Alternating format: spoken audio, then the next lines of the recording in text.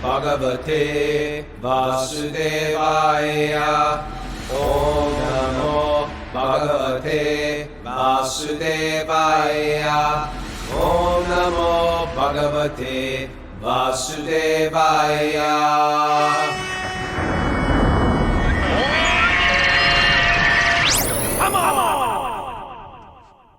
Live from the Love's gas station on the Massachusetts Turnpike.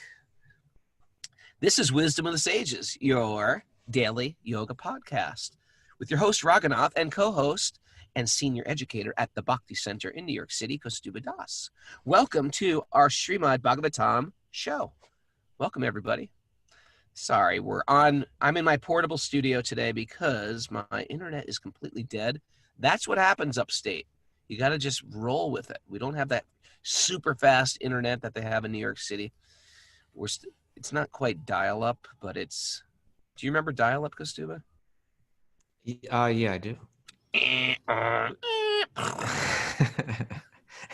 You've got like a donkey mail. dial-up. I've got mail! I've got mail! It's like donkey dial-up. Someone has sent me an email. Is it called the Massachusetts Turnpike when you're in New York? Well, I'm right on the border, so this is where the Mass Turnpike ends. I live right on the border of Massachusetts in the Berkshires. So if you're new to this, welcome. This is our Wisdom of the Sages. It's a daily study of the yoga wisdom literature focusing on the Srimad Bhagavatam. Fantastic for yoga teachers, fans of yoga culture, who want to add spiritual direction and upgrade their life. You guys like how I wrote that introduction?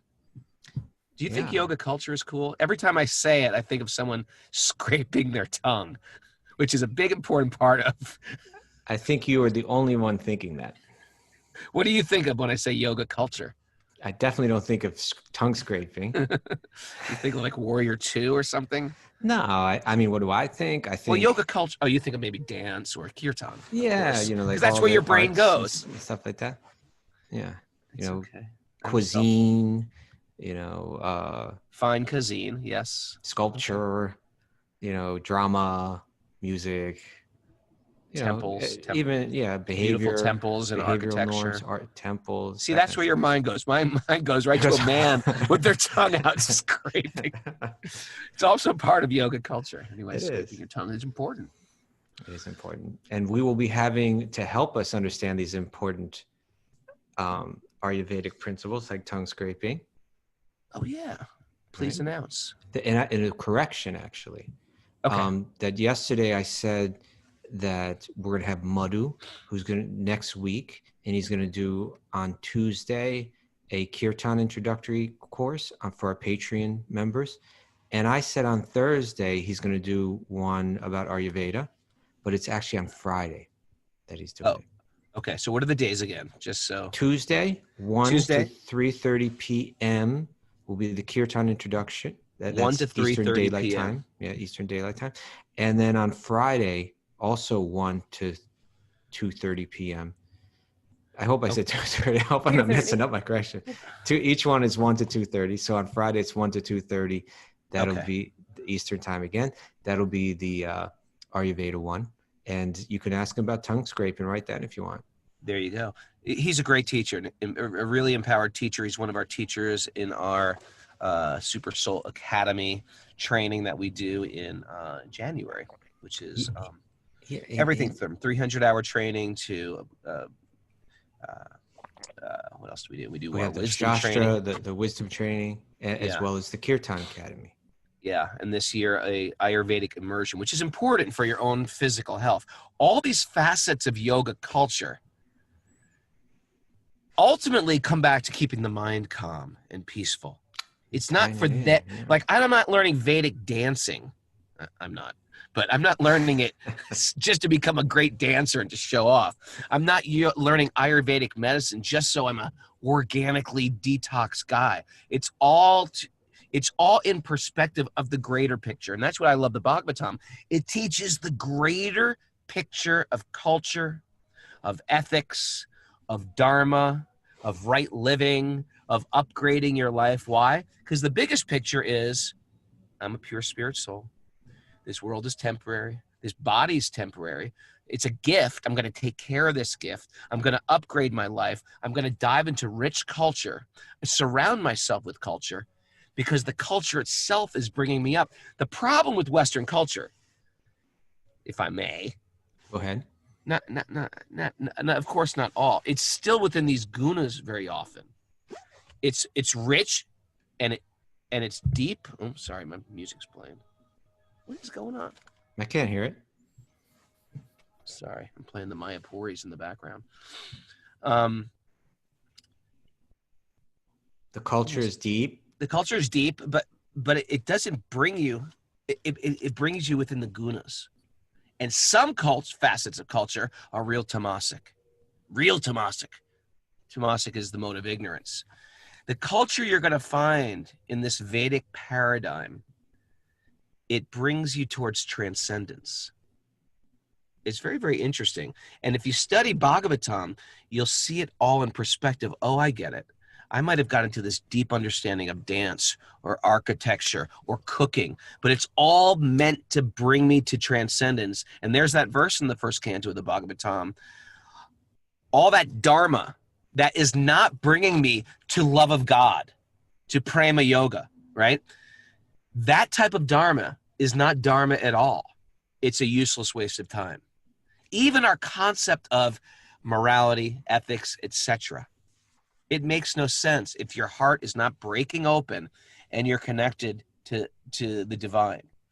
And the Bhagavatam goes there again and again and again. And that's why I love the Srimad Bhagavatam. It's the ultimate zooming out on our life so we can see the greater picture of reality. Thank you, Raghu. How was that rolls? Yeah. There's another announcement that I'd like to make. A few weeks back, we had Genevieve Harrison interviewed on the show. Incredible musician and incredible kirtan personality, and very special devotee and communicator of Bhakti Yoga. So she just released yesterday a new song that she recorded with Willow Smith, who is the daughter of Will Smith and Jada Pinkett Smith. Oh, beautiful song. And it was just released yesterday. If you go to her website, genevievemusic.com, you can find that song and download it. It's on all kind of Spotify and so many other different places. But it's all over. We're about to have a Krishna bomb go off, isn't it, in culture? I think there's so. about to be a bhakti explosion. Yeah, I think you're right. I do think you're right. That's how I feel. There's a need for it. There's a need for it. That's how I feel. I've never seen this much of a surge in bhakti in my history in bhakti. This is the biggest I've ever seen it. That culture is just like, yeah. And that's almost the beauty of the crazy times we're in.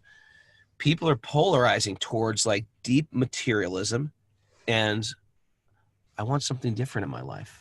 I'm sick of stuff. I'm sick of collecting a bunch of stuff. And it was almost like we've hit a rock bottom with this material life. It's like, big deal. I got a bunch of stuff sitting in my garage. I get bored of it. I bought more stuff. I'm sick of that. I need something else. I think it's safe to say in European and Western culture, we're over stuff. I want something higher. And so we turn towards the Bhagavatam. We turn towards spiritual truths. We go back and we're interested in these cultures that spoke wisdom for millennia. And sometimes we have to drift so far away to realize, you know what? I've been going the wrong direction all these years. That's okay. That's what happens if you're hiking, and I'm right by the Appalachian Trail. That's what happens if you're on the Appalachian Trail and you go off a wrong path. And sometimes that path leads to nowhere. And you're like, oh, I get it. This isn't even a trail anymore. This is sort of what happens in material life, especially in the West. We chase some idea of the goal of life. This is the goal of life. We climb a ladder of success. We waste our time. We waste so much resources. And we realize, all right, I made it. I'm successful. And I'm sad. And I'm miserable. And I don't even like being on the top of this ladder at all. What should I do? And so what we're saying, what the Bhagavatam is saying is, you got to figure out where you want to lean that ladder, what real success is, where to lean that ladder, and then climb. We just climbed ladders without even thinking where it's even going. Well, it appears like financial success is the goal. I'll just climb this ladder. Whoosh. It's exhausting. You ready? Yeah, but you got to do the reading tonight because my remote studio does not have space for the Srimad Bhagavatam. And it's also not night, so you're a little out of it this morning. So maybe. What did I say? He said you're going to have to do the reading tonight. Oh, sorry. Look behind you, Raghu. The sun's rising. Sun's rising here at Loves. Okay. All right. So let's start with our Srimad Bhagavatam. We start off with these magical mantras. Narayanam namaskritya naram chaiva narottamam devim saraswatim vyasam tatojayamudiraye. Before reciting the Srimad Bhagavatam, which is the very means of conquest, one should offer respectful obeisances to the personality of Godhead, Narayan. Unto Narayan Rishi, the supermost human being, unto Mother Saraswati, the goddess of learning, and to Srila Vyasadeva, the author. Nasta prayeshva badreshu nityam bhagavat sevaya bhagavati utamashloke bhaktir bhavati naishtaki. By regular attendance in classes on the Bhagavatam, and by rendering service to the pure devotee, all that is troublesome to the heart is almost completely destroyed. And loving service to the personality of Godhead, who is praised with transcendental songs, is established as an irrevocable fact. Om Jnana Tamarandasya Gyananjana Shalakaya Chaksurun Militam Nena Tasmai Shri Gurave Namaha. Okay, we have 106 people on Zoom today. We need 2 more to get to the magical spiritual number of 108. A spiritual number. I see it everywhere. All right. So you're saying that I need to do the reading. You got to do right? the reading, sir. Okay. So, we read text 35 to, we're going to wrap up this chapter today, chapter 11, which is Krishna entering into Dwarka. We read verses 35 through 39 yesterday, and which was right to the end, but we didn't read any of the commentaries. We're going to go back and read some of the commentaries today.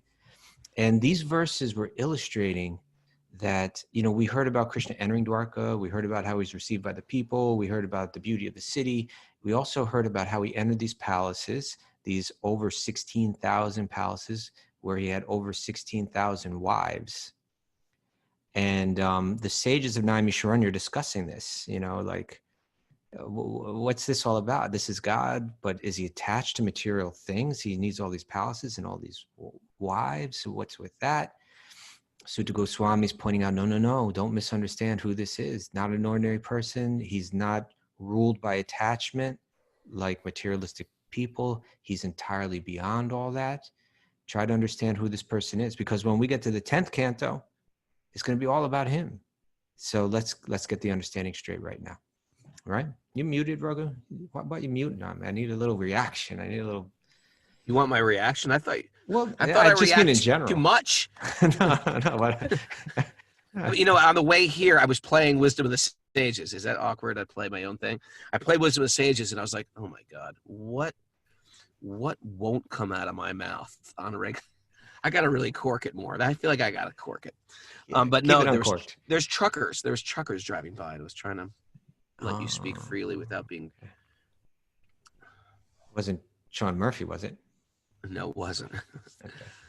All right. Okay. So you're reading. So let's read the commentary to even we won't be able to read all these commentaries, but let's start with the commentary to text 36. Okay. 1:11:36. The verse read, although the queen's beautiful smiles and furtive glances, Merrick explained to us what furtive meant yesterday, like sly, sneaky, kind of hidden, something like that.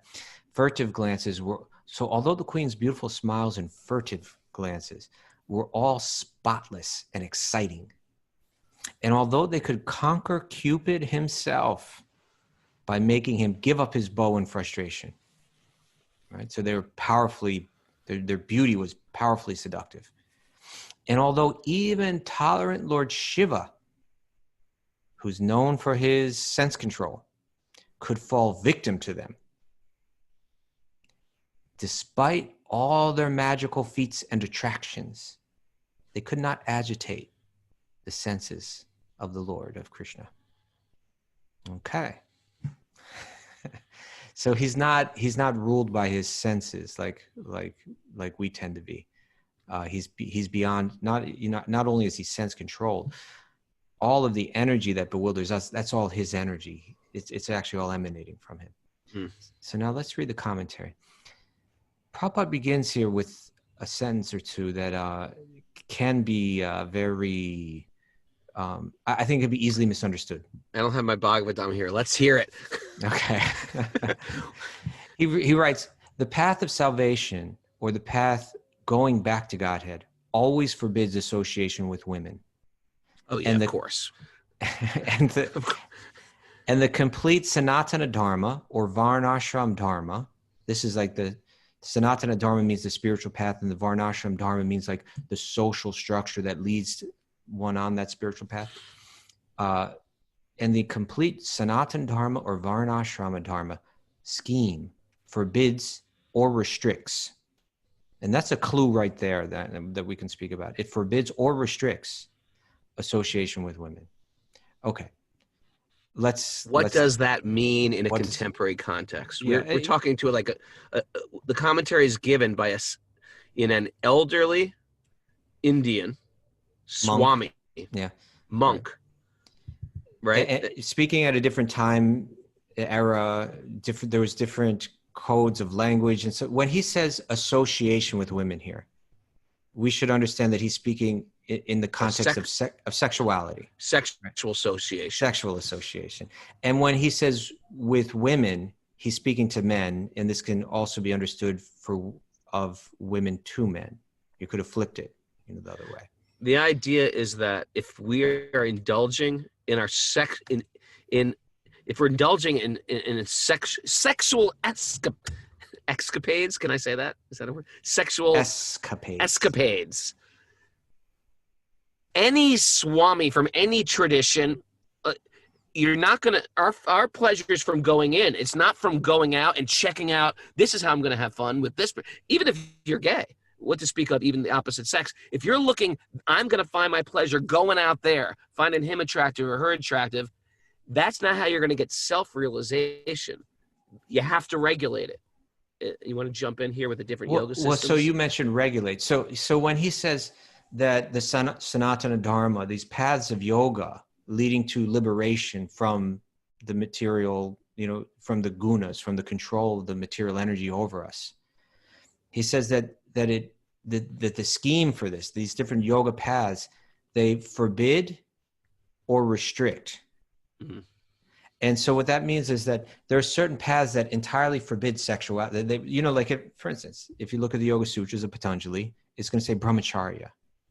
And, if you actually read the books of, from the yoga tradition, the original books, when they use the term brahmacharya, it means celibacy. One thing that they mean. It means celibacy. We could try to explain it away. The yoga scene in America explains it in so many ways. Well, what they really mean by this is, just love people that you're with. Love the one you're with. So it actually means continence. Yeah, for if you for instance in the Mahabharata, Bhishma takes a vow of brahmacharya. It was clear to everyone exactly what it meant, and it's clarified.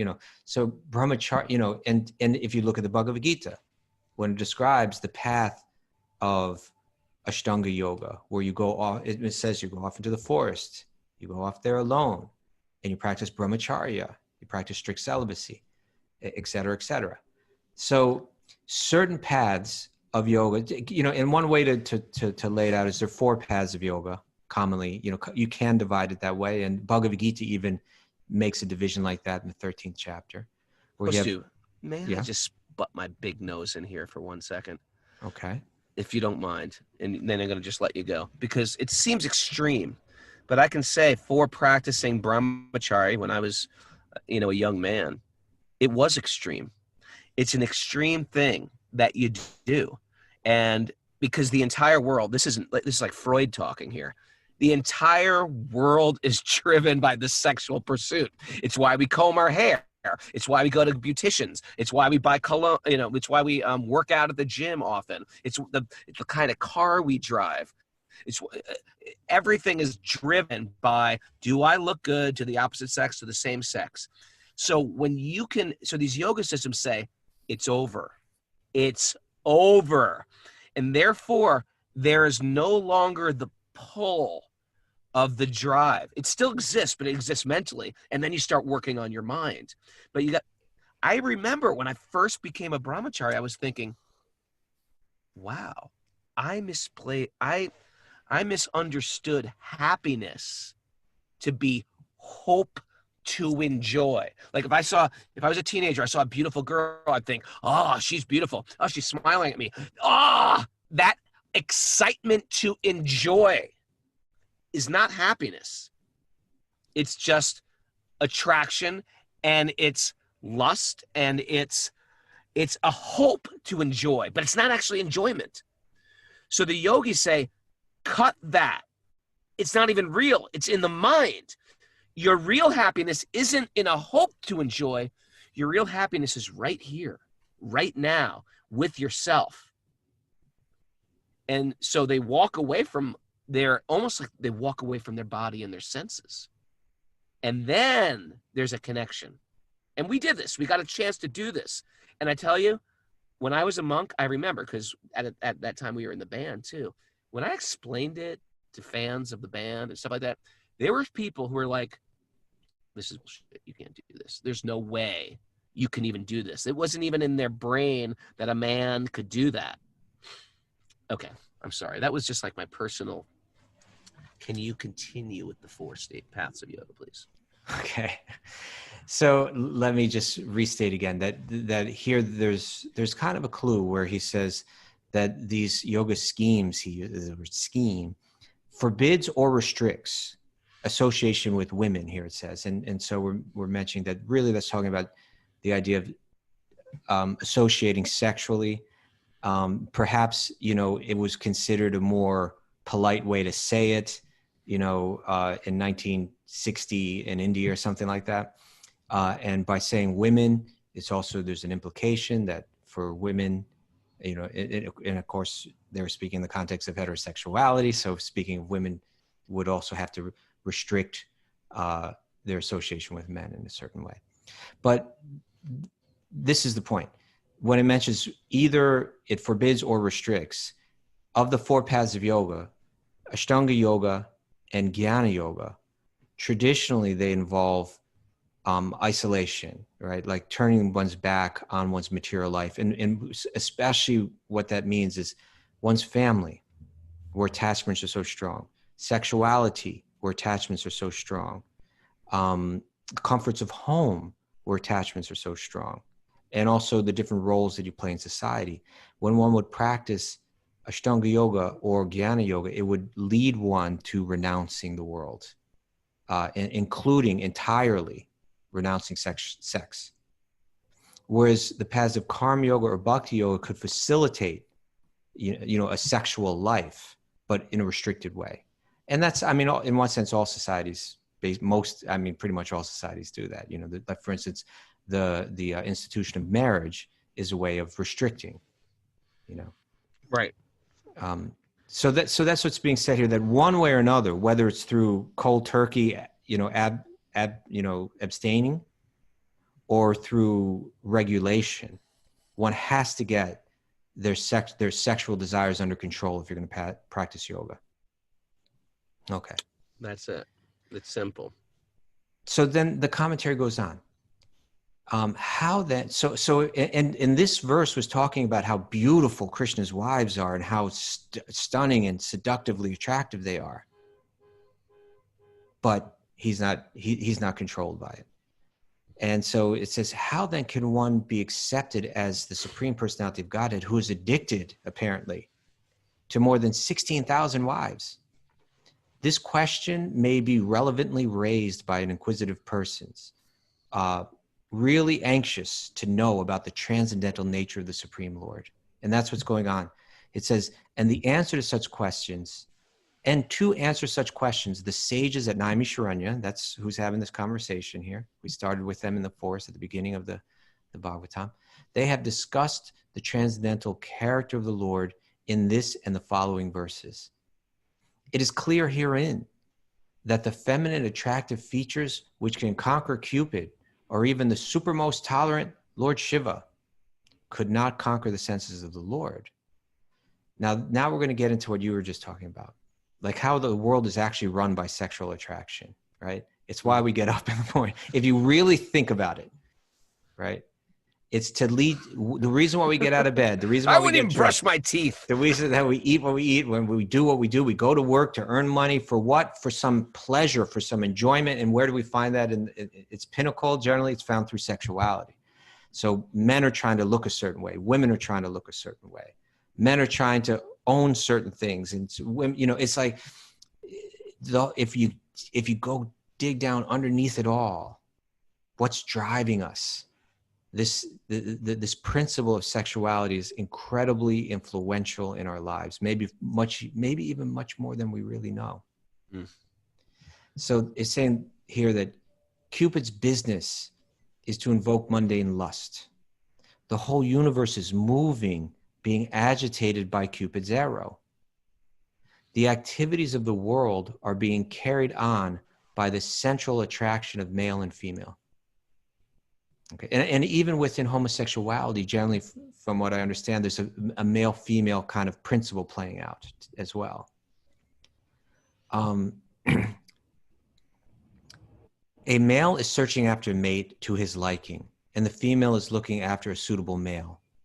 That is the way of material stimulus. And as soon as the male is combined with a female, the material bondage of the living being is at once tightly interlocked by sex relation.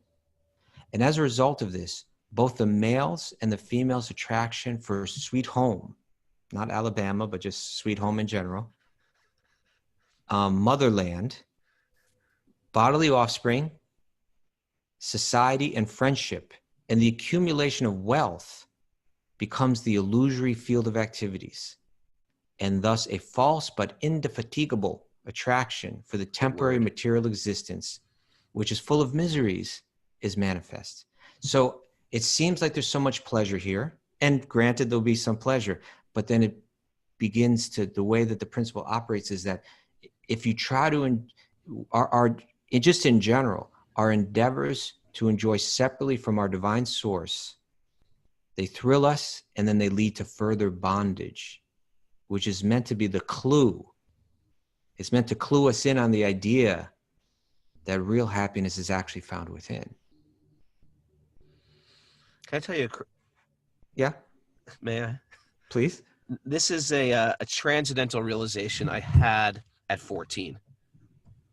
And I thought this was hold it. 1 second. No. It has a lot to do with exactly what we're talking this sounds about. like your manifesto. When I was 14, I had a deep spiritual realization that I'm going to share with the world now. I did. It was about this very thing. How everything is driven by lust. Who appeared to you? An avatar. No, okay. It was this simple. Because I was always falling in love with different girls in my head, at least. I love her. And so you were fantasizing about the enjoyment that would be possible in your mind. Yes, I was. And how perfect it would make everything be. And I become obsessed with her, almost like romantically addicted. And so I would say, wait a second. Would you love her? You say you love her. Would you love her? This is my mind talking. Would you love her if she had no arms? Okay, here we go with this. There's a good, right? For a 14-year-old, there's a deep realization. Yeah. And would you love her if she had no hair? Would you love her if she had no nose? So what it made me do as a teenager was like distinguish between love and just like attraction. Mm-hmm. And then attraction, and then there's of course that beauty is skin deep. What happens if I was to take a scalpel? What's it called? Scalpel and cut. And then peel. This is going to sound gross. Look at me, turning away. Now this is good morning. No, but the idea is the same. And you hear statements like this. in sacred literature, great, like Shankaracharya spoke like this too. He's like, what are we falling in love with? What are we actually falling in love with? A very thin glove of skin? I had that realization at 14. I thought that was sort of deep, Kaustubh. It is deep, Raghunath. I kid. Right? Well, yes. Hair? You're falling in love with hair? Come on, it's hair. Why don't you just drive around with a wig hanging from your rear view mirror? This is the way that Cupid works, right? In other words, something very mundane and material, right? Okay, the hair can appear so that silky, beautiful golden hair, right? You see someone's hair, it's like, oh my God. It's stunning. But this is the practice of Jnana Yoga. Now you analyze it. It's kind of exactly what you're doing. You analyze it, right? What's so beautiful about it? You break it down. And how can I derive pleasure? Where is that pleasure? It's mental. It's a mental concoction of how I can enjoy, but it's a God-shaped hole. It's not a hair-shaped hole. It's a mental concoction. It's a mental concoction. It's happening in the mind. I like tall women. How can you enjoy a tall leg more than a short leg? You can't. It's a mental concoction. It's not a leg-shaped hole. It's a God-shaped hole in my heart. But my brain was carved a certain way to think that is attractive, that is not attractive, and it's not based in reality. The reality is that there's one thing that will fulfill that hole in my heart. It's not a leg or hair or a butt or abs. It's not an ab-shaped hole in my heart. What was it? Hair-shaped? It's God-shaped. Oh, thank you. Okay. God-shaped hole. You know, which reminds me of the story. I'll just say it super briefly. I won't go into the long with the punchline and everything. But, you know, there's this story that I share sometimes about a young man that's fallen in love with a beautiful young woman. And he takes her to the movie theater, and he's been fantasizing about her, about touching her, about sex with her, about the unlimited pleasure that it would bring him.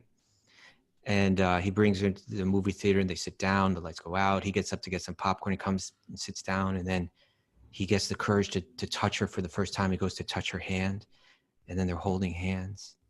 And as they're holding hands, all this excitement is rising, and his heart is beating faster, and there's a rush of joy, in his mind.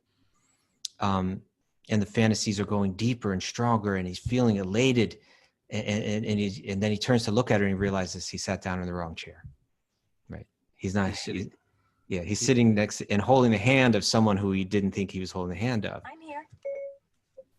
And it's my car talking. Oh, that was your car. And so and the person that he's holding the hand of is actually someone that he finds very unattractive. Let's say even very, very unattractive. Some guy with a mustache. A dude with a mustache. And so what does this illustrate? That if you would have asked him, can you derive pleasure from touching the dude with the mustache? No, not at all. But how about this young lady? Oh, absolutely. That body has the potential to give so much pleasure. Pleasure is found within it. I can access pleasure in that body. It carries that power, that potential. No, he touched the dude with the mustache hand, and he got the exact same experience that he anticipated getting from touching the girl's hand. And this is where karma lives, in the mind. Yeah. And lust or desire. Men are such simple animals, a simple beast, because they're really driven by those lower chakras. And the point being that as you were saying, that pleasure was a trick. It was just something going on in the mind.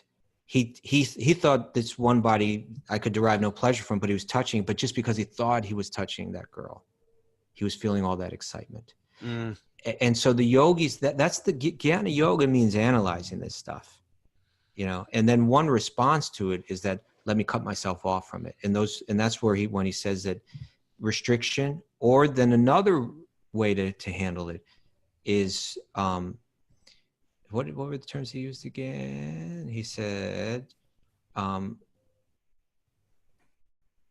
restricts, forbids or restricts. So one way is to forbid it, and another way is to regulate it. And that means, okay, you know, I'm going to marry one person, etc. You know, and you kind of, but then together you practice yoga, you know, you practice bhakti. Another important point is it's not just the restriction or regulation or forbidding, etc., of the sexual impulse. It's all the senses. All the senses have to be regulated or forbidden. And you'll see in some yoga paths, Raghunath Swami mentioned at the very prologue of his book about the Mona Bubbas, they just don't speak. They just choose this path. It's become popular later in, with these Vipassana retreats, where you just choose for 12 days, I'm not going to speak. Why? Because there's a pleasure in speaking. We enjoy, it could be romantic speech, it could be laughter with your friends. But like any other of the senses, it can have some good things and it can have some bad things. With speech, we can ruin a relationship. We can cause a war. We can gossip. Speech is responsible for so many problematic things. So these jnanis, or these certain yoga systems say, you know what, speech is problematic. Speech is finished. I'm not going to speak again. And that is another way to deal with it. They just don't deal with speech any longer. In bhakti, it's different. We say use your speech, but use it in a way to glorify the divine and appreciate each other. See the God in everyone you see. Therefore, speech has its perfection. And therefore, all the senses have their perfection. We don't cut ourselves off from the senses. Of course, there is some regulation. Everybody has to have that. That's just civilization. You got to regulate the senses. But it's engaging the senses, but in things that will upgrade our life instead of, and we've been here, degrading our life. I'm going to use my tongue, my belly, my genitals to degrade myself. I want to upgrade myself. And that's what Bhakti Yoga is. What do you think? I want to jump forward a little in the commentary and then head to one more commentary before we close out today. But it's further down, Srila Prabhupada writes that such was the beauty of and the attraction of the queens of Lord Krishna. It was so powerful, right? Incredible, just unimaginably the beauty, and the seductive power of their beauty. But he writes, yet they could not disturb the transcendental senses of the Lord. This is because the Lord is all perfect Atma Rama, or self-sufficient. Atma Rama means my happiness is found in myself. I don't seek it through anything external. He does not require anyone's extraneous help for his personal satisfaction. Therefore, the queens could not satisfy the Lord by their feminine attractiveness. But, and then Prabhupada writes, he actually puts this in italics, they satisfied him by their sincere affection and service, right? It's through their devotional service, or through their bhakti, through their love. It was not their sexiness. It was their devotion and their love that he was attracted to. Only by unalloyed transcendental loving service could they satisfy the Lord, and the Lord was pleased to treat them as wives in reciprocation. So based on their love, they entered into a relationship of husband and wife, and it played out in the context of what a husband and wife relationship is, including the sexual attraction and so on. But it's only playing out because of their love. It's the love that he's actually enjoying. All right. All right. You're doing the reading today, so you got to. Okay, so let's just jump to the last verse now, because it had such a nice commentary. It ended by saying, well, there was a great point made in text 38, and I'll read text 38. This is the divinity of the personality of Godhead. He is not affected by the qualities of material nature, even though he is in contact with them. Similarly, the devotees who have taken shelter of the Lord do not become influenced by the material qualities. And that's the other path where I can be married, I can have children, I can have a home, and so on. But if we're taking shelter, if we're bringing our minds through our sadhana, through our practices, through the way that we live, if we're bringing our mind to Krishna, then through connecting our mind to Krishna, it becomes detached from material things, even though you're living in the middle of it. And so that's the way bhakti yoga or karma yoga can be practiced, as opposed to the other yoga practices where you cut yourself off from all these things. Then text 39, the final verse of the chapter. The simple and delicate women truly thought that Lord Sri Krishna, their beloved husband, followed them and was dominated by them. They were unaware of the extent of the glories of their husband, as the atheists are unaware of him as the supreme controller. So the atheists have a certain type of ignorance, you could say, of who Krishna is, that's based on their desire to live separately and disconnected from God, to have independence. These greatest of yogis or devotees, these wives of Krishna, they had another type of ignorance that's called yogamaya, wherein to facilitate the intimacy of the exchange of love, they were unaware that he's God. They thought of him as their husband. And the commentary gets into that. Here, Prabhupada writes, even the transcendental wives of Lord Sri Krishna did not know the complete unfathomable glories of the Lord. This ignorance is not mundane. It's not like our ignorance. Because there is some action of the internal potency of the Lord, the spiritual energy, in the exchange of the feelings between him and his eternal associates. The Lord exchanges transcendental relations in 5 ways: as proprietor, master, friend, son, and lover. That could be good for Trivia Tuesday. Okay, well, we're going to start to launch, like people are going to have to listen carefully throughout the week, because we're going to have trivia on Trivia Tuesday. Trivia Tuesday means you win valuable prizes. But we only will actually mail them to your house. But only if you get the answers right. Yeah, you got to get the answer. So this could be one. It's not one. Trivial Pursuit. Jesse says it's not trivial. It's the most. What's the opposite of trivial, Mara? Important, significant, something like that. Can you please unmute yourself, Mara, please? Come on. Yes, sorry. Welcome I to the still don't show. know the Thank answer. you. Welcome to the show. Welcome to the show. The Lord exchanges transcendental relations in 5 ways. And in each of these pastimes, he plays fully. He plays fully. It's called Leela. He's playing the role of a husband. He's playing the role, but he plays fully. He becomes fully absorbed in it. His devotees become fully absorbed in that play. And in that context, divine love is shared, and it's the highest yogic realization. He plays exactly like an equal friend. I'm sorry, let me go back. The Lord exchanges transcendental relations in 5 ways, and in each of these pastimes, he plays fully by the potency of yogamaya, the internal potency. In other words, this force of a type of illusion facilitates that deep love. He plays exactly like an equal friend with the cowherd boys, or even with friends like Arjuna. He plays exactly like a son in the presence of Yashoda Mata, his mother. He plays exactly like a lover in the presence of the cowherd damsels, the gopis of Vrindavan. And he plays exactly like a husband in the presence of the queens of Dwarka, who we're talking about now. Such devotees of the Lord never think of the Lord as the supreme.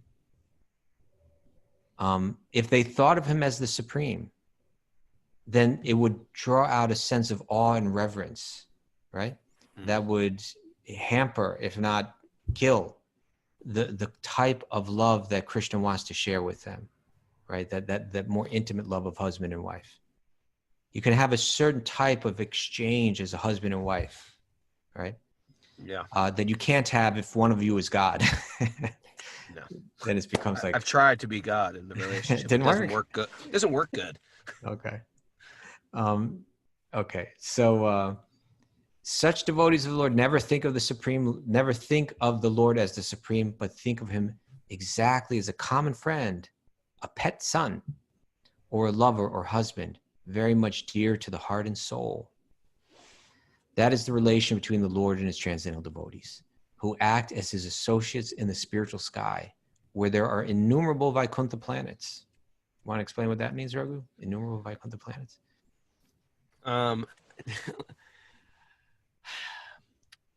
Unlimited. Well, the Vaikuntha planets are planets. First of all, Vaikuntha means a place without anxiety.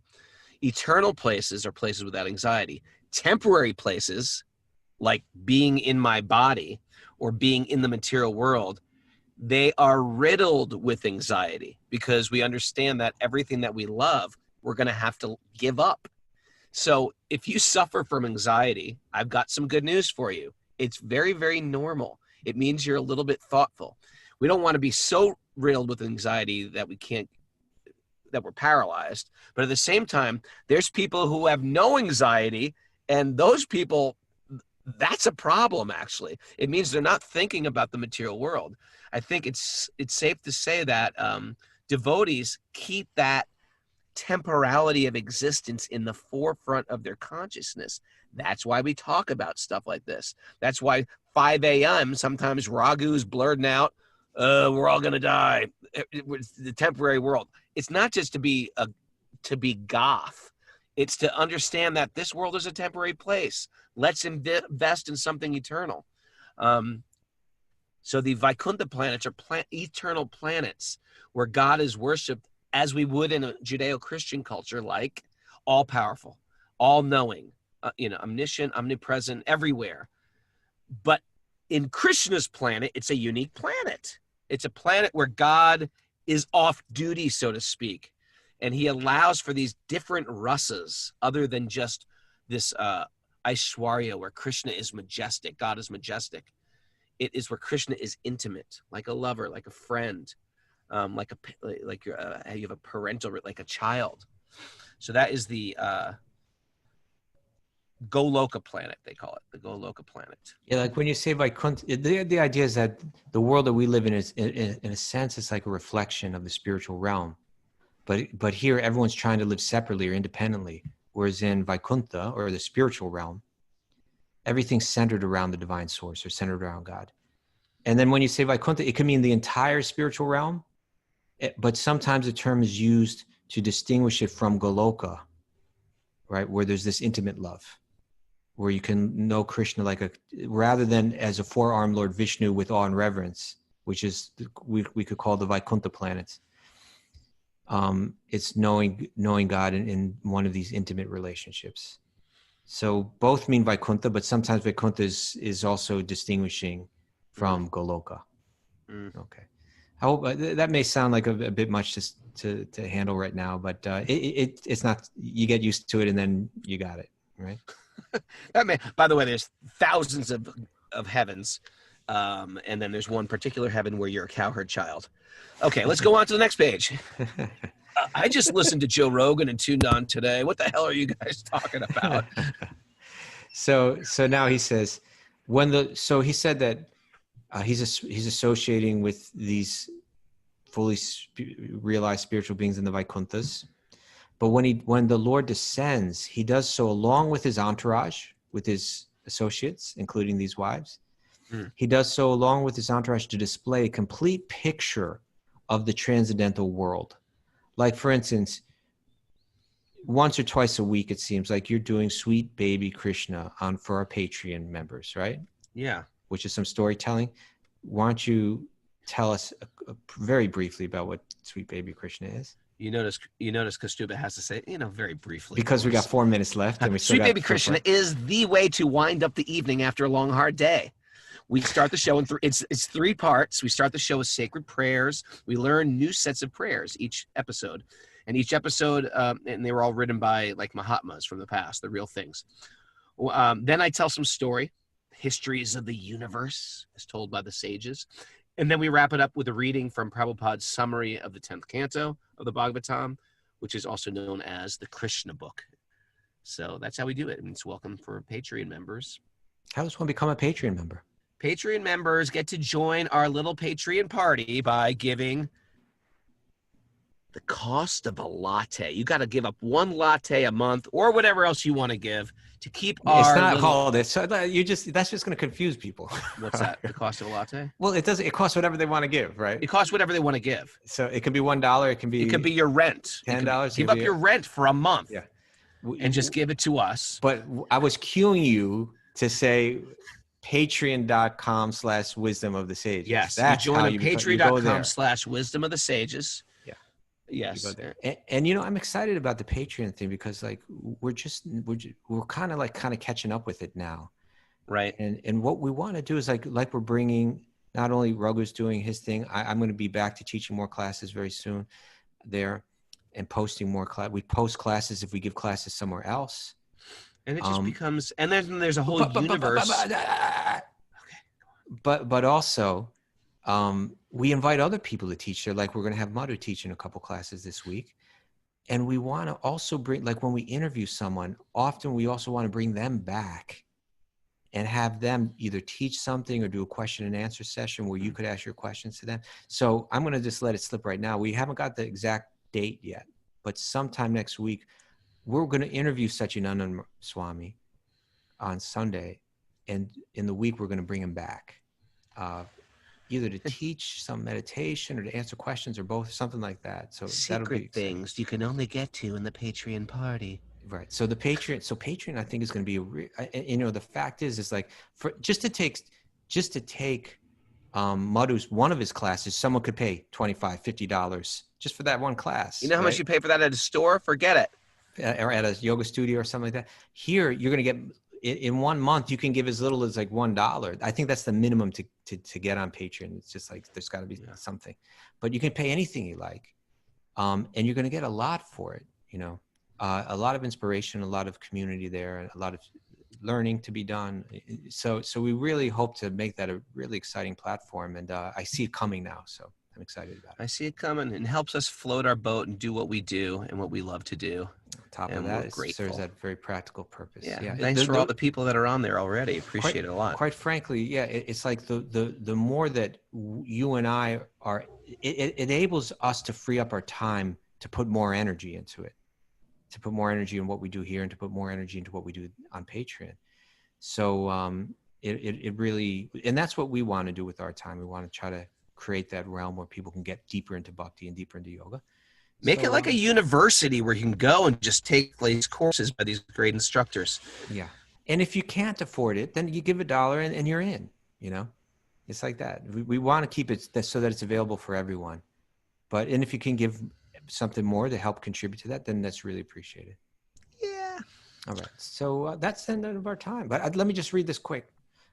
The wives of Lord Krishna were made to forget the immeasurable glories of the Lord by the internal potency, by yogamaya, so that there might not be any flaw of exchange.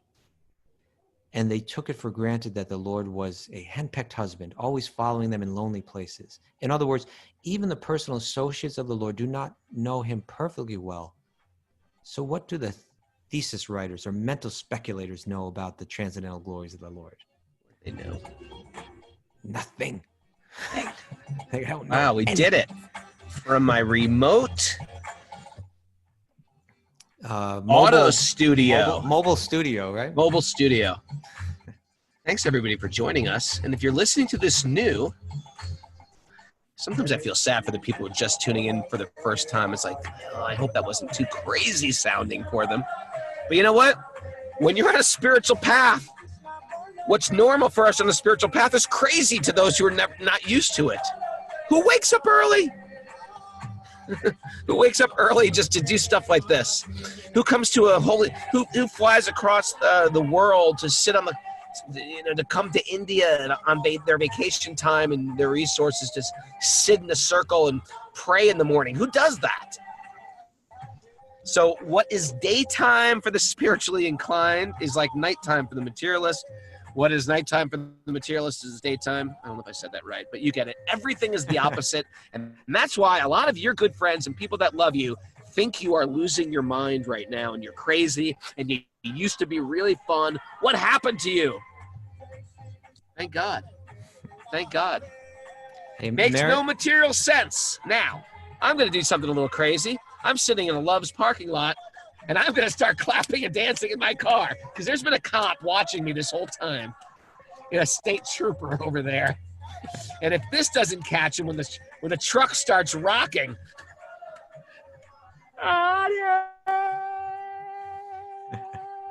Uh-oh, they're coming up behind you, Raghu. Dance, Leslie, dance. Hey, tomorrow is question and answer day. Yeah, it's Sleep-In Saturday, Sleep-In Saturday, yeah. 8 o'clock, you guys get 8 to a.m. sleep in. Hey, Hey, come Leslie's on, Henry, a good let me dancer. see you dance, Flood. Look at Leslie go. Leslie's lost her material mind. That's okay. It's good. It's good for you. We get it.